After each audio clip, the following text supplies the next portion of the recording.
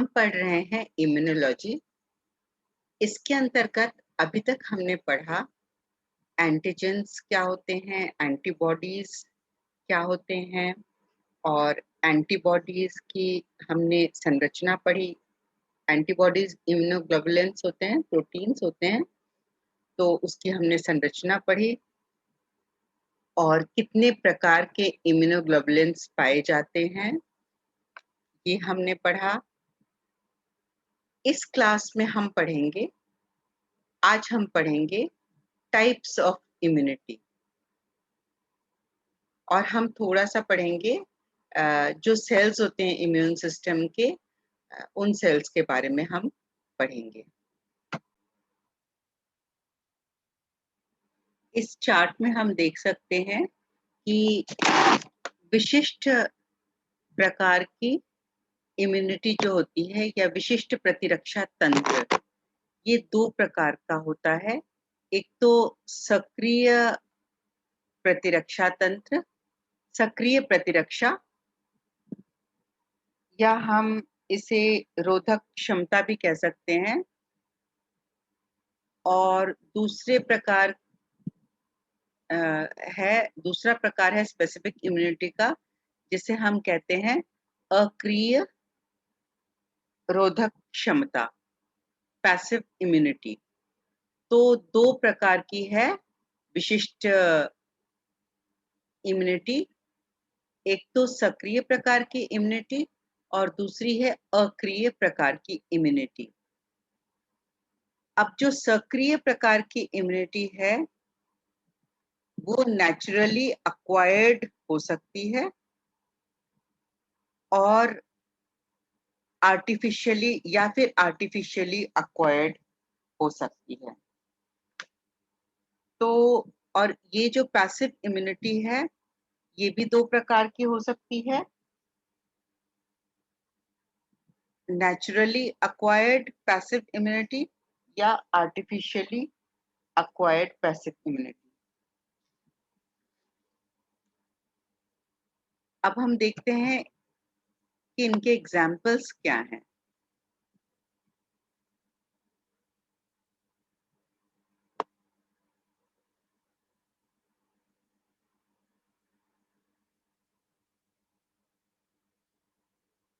सक्रिय प्रतिरक्षा शरीर में किसी भी शरीर बॉडी में सक्रिय प्रतिरक्षा तब उत्पन्न होती है जब एंटीजेंस बॉडी के अंदर एंटर कर जाते हैं और इम्यून सिस्टम रिस्पॉन्ड करता है एंटीबॉडी प्रोडक्शन द्वारा। तो ये जो सक्रिय प्रतिरक्षा तंत्र है ये दो प्रकार का होता है, नेचुरली एक्वायर्ड प्रतिरक्षा हम कहते हैं यदि किसी भी इंडिविजुअल में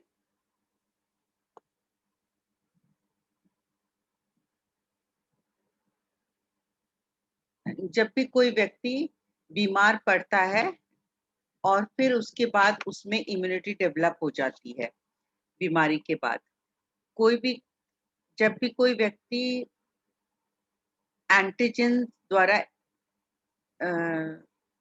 उसे हम कहते हैं एक्सपोजर टू एंटीजेंस। जैसे बॉडी में जब एंटीजेंस प्रवेश करते हैं, कोई भी पैथोजेंस भी प्रवेश करते हैं, तो बॉडी जो है बहुत ही प्राकृतिक तरीके से रिस्पॉन्ड करती है एंटीबॉडीज प्रोडक्शन के माध्यम से रिस्पॉन्ड करती है बॉडी। तो ये एक नेचुरल तरीका है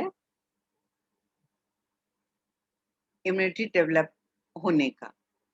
और दूसरा तरीका है आर्टिफिशियली एक्वायर्ड एक्टिव इम्यूनिटी। जब हम किसी को भी वैक्सीनेशन देते हैं तो फिर जो भी जैसे हम वैक्सीनेशन दे रहे हैं, वैक्सीनेशन के माध्यम से हम नेचुरली हम पैथोजन ही inactive pathogen, अक्रिय, partially inactivated pathogens हम दे रहे हैं, या मतलब कई तरीके से दे सकते हैं, एटेन्युएटेड होते हैं या किल्ड होते हैं।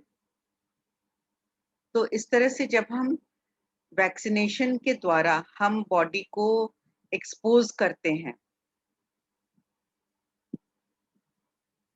या मतलब या जो वैक्सीनेशन है वो शरीर में इम्यून रिस्पॉन्स उत्पन्न करता है, तो तब हम कहते हैं कि body is got artificially acquired active immunity.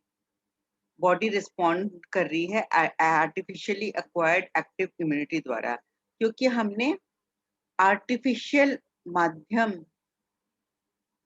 द्वारा इम्यून सिस्टम को हमने एक्टिवेट किया है। और यहाँ पूर्व में क्या किया था, यहाँ नेचुरली अक्वायर्ड एक्टिव इम्यूनिटी में कि अपने आप से जब कोई व्यक्ति बीमार पड़ता है तो बॉडी जो है वो नेचुरल वे में एंटीबॉडीज प्रोड्यूस करती है, रिस्पॉन्ड करता है इम्यून सिस्टम बॉडी का। तो यहाँ पर ये है नेचुरली अक्वायर्ड एक्टिव इम्यूनिटी। अब हम आ जाते हैं अक्रिय प्रतिरक्षा पर। अब यदि हम बॉडी को एक्टिवेट नहीं करें एंटीबॉडी प्रोडक्शन के लिए, एक्टिव इम्यूनिटी में क्या है कि हमने बॉडी स्वयं एंटीबॉडीज प्रोड्यूस कर रही है, पर यहाँ पैसिव इम्यूनिटी में एंटीबॉडीज बाहर से प्रवेशित किए जाते हैं। मतलब बॉडी को कार्य नहीं करना पड़ रहा है एंटीबॉडी प्रोडक्शन के लिए। तो यह भी दो प्रकार की है, नेचुरली अक्वायर्ड पैसिव इम्यूनिटी और आर्टिफिशियली अक्वायर्ड पैसिव इम्यूनिटी। अब नेचुरली अक्वायर्ड पैसिव इम्यूनिटी बहुत ही इंटरेस्टिंग एग्जाम्पल है। एंटीबॉडीज प्लेसेंटा एवं अम्बिलिकल कॉर्ड द्वारा मां के शरीर से फीटस में स्थानांतरित जो हो जाते हैं, तो उन्हें हम कहते हैं, तो इसे हम कहते हैं नेचुरली अक्वायर्ड पैसिव इम्यूनिटी। मतलब पैसिवली फीटस को बने बनाए तैयार एंटीबॉडीज माता से गर्भस्थ शिशु को प्राप्त हो रहे हैं, तो इन्हें हम मैटरनल एंटीबॉडीज ही, मातृ एंटीबॉडीज ही कहेंगे।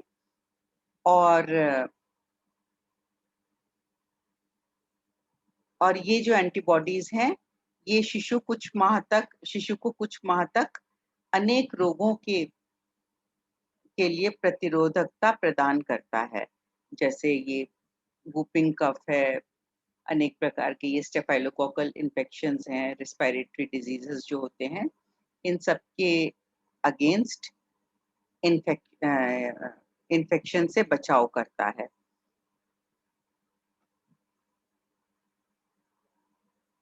और ये भी बहुत ही इम्पोर्टेंट एग्जाम्पल है कि जो मैटरनल एंटीबॉडीज होते हैं, माता के जो एंटीबॉडीज होते हैं, वो जो नवजात शिशु है उसे प्रथम दुग्ध द्वारा, कोलोस्ट्रम जिसे कहते हैं, शिशु को प्राप्त हो जाते हैं। तो ऐसे एंटीबॉडीज जो हैं वो श्वास संबंधी और जीआई गैस्ट्रोइंटेस्टाइनल ट्रैक्ट संबंधी इन्फेक्शन से, संक्रमणों से बचाव करते हैं शिशु का।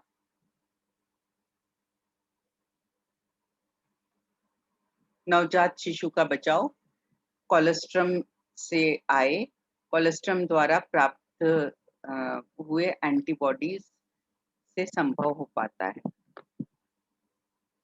आर्टिफिशियली एक्वायर्ड पैसिव इम्यूनिटी जब रेडीमेड तैयार एंटीबॉडीज को पेशेंट के ब्लड स्ट्रीम में ट्रीटमेंट के समय, उपचार के समय प्रवेशित किया जाता है, तब हम कहते हैं कि पेशेंट को आर्टिफिशियली एक्वायर्ड पैसिव इम्यूनिटी प्राप्त हुई है, क्योंकि ये नेचुरल तरीका नहीं है। जो अब इससे पूर्व हमने बात किया था, हालांकि ये पैसिव इम्यूनिटी है, इसमें शिशु को कुछ भी काम, शिशु के इम्यून सिस्टम को काम नहीं करना पड़ रहा, लेकिन ये जो इम्यूनिटी है ये नेचुरल तरीके से शिशु को प्राप्त हो रही है। और यहाँ पर भी पेशेंट का खुद का जो इम्यून सिस्टम है वो एंटीबॉडीज नहीं तैयार कर पा रहा ठीक मात्रा में, या बिल्कुल भी नहीं तैयार कर पा रहा, तो हम आर्टिफिशियल तरीके से बाहर से तैयार एंटीबॉडीज इंट्रोड्यूस कर रहे हैं उसके ब्लड स्ट्रीम में। एंटी सीरम द्वारा एंटीबॉडीज इंट्रोड्यूस किए जाते हैं। और कुछ जैसे डिजीजेस जिनका इस तरह से ट्रीटमेंट होता है वो है बॉटुलिज्म, मतलब जहां पर स्थापित हो गया है कि ये गंभीर बीमारियां हैं, बॉटुलिज्म, डिप्थीरिया, टिटनेस, तो ऐसे केसेस में तैयार एंटीबॉडीज द्वारा पेशेंट का ट्रीटमेंट किया जाता है।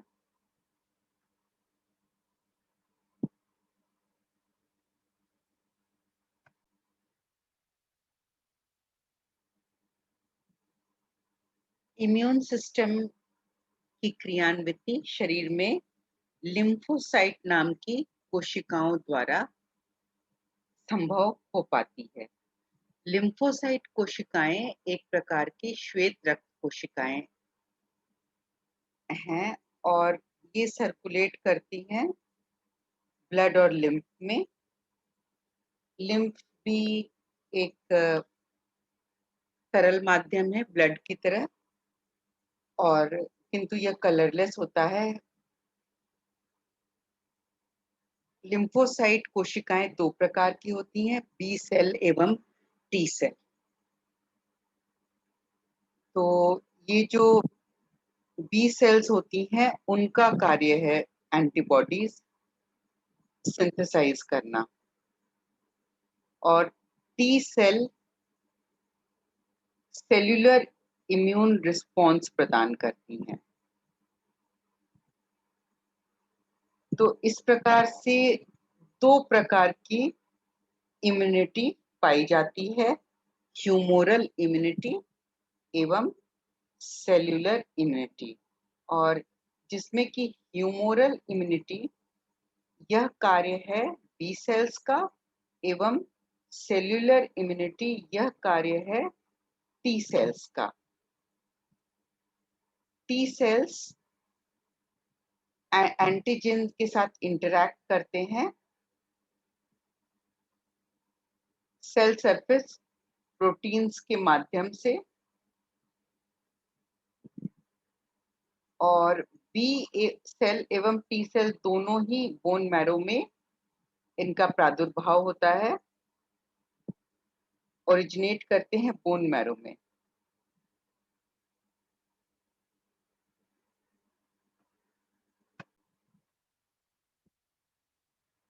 अब हम पढ़ते हैं डिटेल में cells of the immune system के बारे में। तो बी सेल्स ये 10 से 15% बनाते हैं सर्कुलेटिंग लिम्फोसाइट्स का। इन्हें बी सेल्स इसलिए कहते हैं क्योंकि सर्वप्रथम ये समझा गया था कि ये पक्षियों में बर्सा ऑफ फेब्रिशियस नाम के पार्ट में ये मैच्योर होते हैं, किंतु मानव में ऐसा कोई भी अंग नहीं पाया जाता बर्सा ऑफ फैब्रिशियस। तो बर्सा ऑफ फैब्रिशियस चूंकि पक्षियों में पाया जाता है, तो इसी के इस वजह से हम इन्हें बी सेल्स कहते हैं। और बर्सा ऑफ फैब्रिशियस में इसकी उत्पत्ति की डिस्कवरी हुई थी, इस वजह से हम बी सेल्स कहते हैं। तो बी सेल्स सर्कुलेट होते हैं और जब ये एक्टिवेट होते हैं तो एंटीबॉडीज प्रोड्यूस करते हैं। बी लिम्फोसाइट से ही प्लाज्मा सेल्स डेवलप होते हैं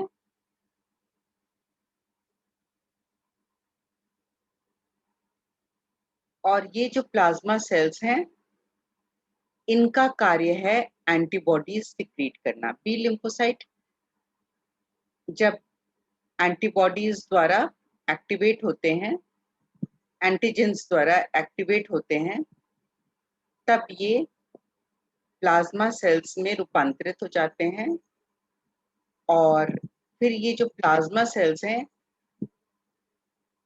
ये एंटीबॉडी प्रोड्यूस करते हैं, उत्पन्न करते हैं। एंटीबॉडीज प्रोटीन मॉलिक्यूल्स होते हैं और स्पेसिफिक एंटीबॉडी प्रोड्यूस करते हैं। और ये जो स्पेसिफिक एंटीबॉडी प्रोडक्शन होता है, ये जिन जिन एंटीजन से एक्टिवेट होकर के एंटीबॉडीज का प्रोडक्शन हुआ, स्पेसिफिक एंटीबॉडीज का प्रोडक्शन हुआ है, तो उन एंटीजन को रिकॉग्नाइज करके उनसे बाइंड होने की क्षमता होती है एंटीबॉडीज में।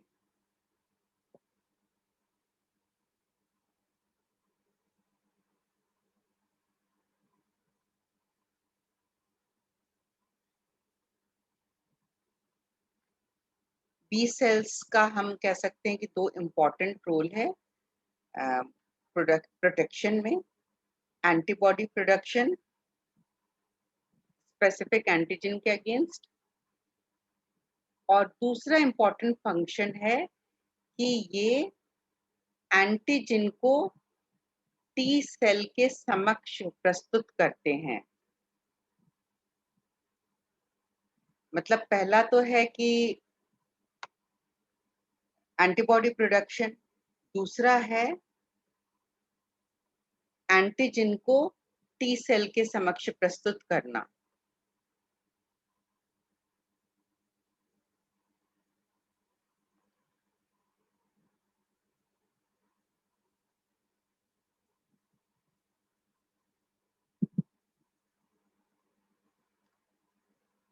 अब हमने अभी थोड़ी देर पहले समझा कि बी सेल्स रूपांतरित होकर के मॉडिफाइड होकर प्लाज्मा सेल्स बनाते हैं, और एक्चुअली ये प्लाज्मा सेल्स वो सेल्स हैं जो कि एंटीबॉडी सिक्रीट करते हैं।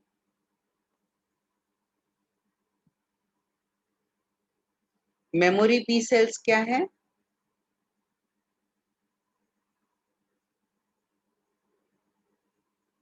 मेमोरी बी सेल्स बॉडी में बने रहते हैं सर्कुलेशन में, और ये जब भी कभी दोबारा एंटीजन अटैक होता है, तब ये प्रतिरक्षा प्रदान करते हैं।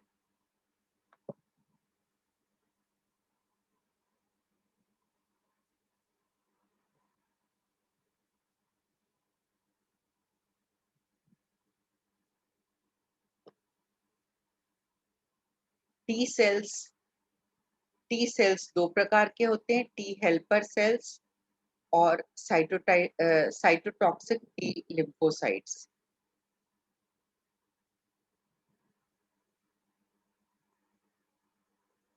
नेक्स्ट हम लेक्चर में देखेंगे अन्य जो भी प्रकार के सेल्स हैं और हम ये समझेंगे कि हम समझेंगे कि जो एंटीबॉडी एंटीजन रिएक्शंस किस प्रकार से होते हैं। तो उन रिएक्शंस के बारे में हम स्टडी करेंगे।